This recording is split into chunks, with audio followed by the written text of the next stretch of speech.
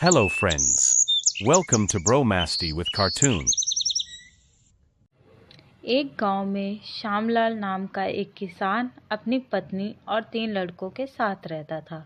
श्यामलाल खेतों में मेहनत करके अपने परिवार का पेट पालता था, लेकिन उसके 3 लड़के आलसी थे, जो गांव में वैसे ही इधर-उधर घूमते रहते थे। एक दिन श्यामलाल ने अपनी पत्नी से कहा, अरे चंदा, मुझे तो इस बात की चिंता लगी रहती है कि अभी तो मैं खेतों में काम कर रहा हूँ, लेकिन मेरे बाद इन लड़कों का क्या होगा। इन्होंने तो कभी मेहनत भी नहीं करी है, ये तो कभी खेतों में भी नहीं गए हैं। आप चिंता मत कीजिए, ये भी धीरे धीरे काम करने लगेंगे। समय बीतता गया और श्यामलाल के लड़के कोई काम नहीं करते थे। एक बार श्यामलाल बहुत बीमार पड़ गया और वह काफी दिनों तक बीमार ही रहा। उसने अपनी पत्नी से कहा, अरे चंदा, जरा तीनों लड़कों को बुला कर ले आओ, मुझे उनसे कुछ जरूरी बात करनी है। जी, अभी बुला कर लाती हूँ। फिर चंदा तीनों लड़कों को बुलाती है। अरे सुनो बेटा, तुम्हारे पिताजी तुम्हें बुला रहे हैं। जी माँ जी, चलिए। फिर वह तीनों लड़के पिता के पास आ जाते हैं। जी पिताजी, आपने हमें बुलाया, बोलिए क्या बात है। Hello सुनो friends. बेटा, Welcome to मुझे Bromasty लगता with है Cartoon. कि अब मैं ज़्यादा दिनों तक जीवित नहीं रहूँगा। इसीलिए बेटा, मैं तुम लोगों को बताना चाहता हूँ कि मैंने अपने जीवन भर का कमाया हुआ धन अपने खेत के नीचे दबा रखा है। मेरे बाद तुम उसमें से खजाना निकाल कर आपस में बांट लेना। श्यामलाल की यह बात सुनकर तीनों लड़के खुश हो गए। कुछ समय बाद श्यामलाल की मृत्यु हो गई। श्यामलाल की मृत्यु के कुछ दिनों बाद उसके लड़के खेत में दबा खजाना निकालने गए।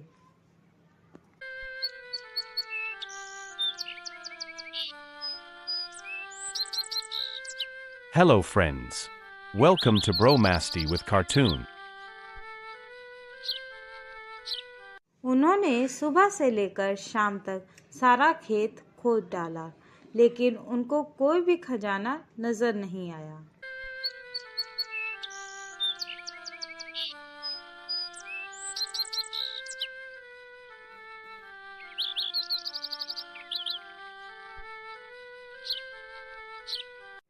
लड़के घर आकर माँ से बोलते हैं, माँ, पिताजी ने हमसे झूठ बोला था, उस खेत में हमें कोई खजाना नहीं मिला।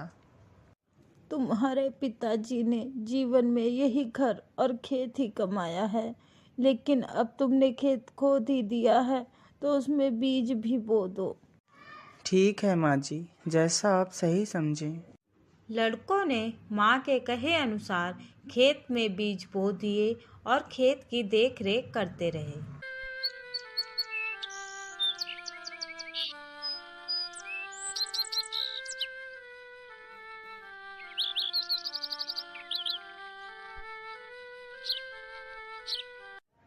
कुछ समय बाद उनके खेत में बहुत अच्छी फसल तैयार हुई।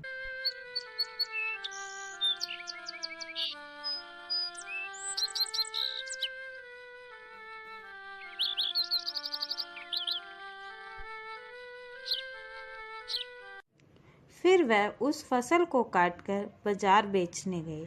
फसल बेचकर उन्हें बहुत अच्छा मुनाफा हुआ, जिसे लेकर वह अपनी माँ के पास पहुँचे। ये लो माँ, ये पैसा हमने फसल बेचकर कमाया है। लड़कों की यह बात सुनकर चंदा बहुत खुश हो जाती है और कहती है, तुम्हारी मेहनत ही असली खजाना है, यही तुम्हारे पिताजी तुम्हें समझाना चाहते थे। इस कहानी से हमें यह शिक्षा मिलती है कि हमें आलस त्याग कर मेहनत करना चाहिए। मेहनत ही इंसान की असली दौलत है।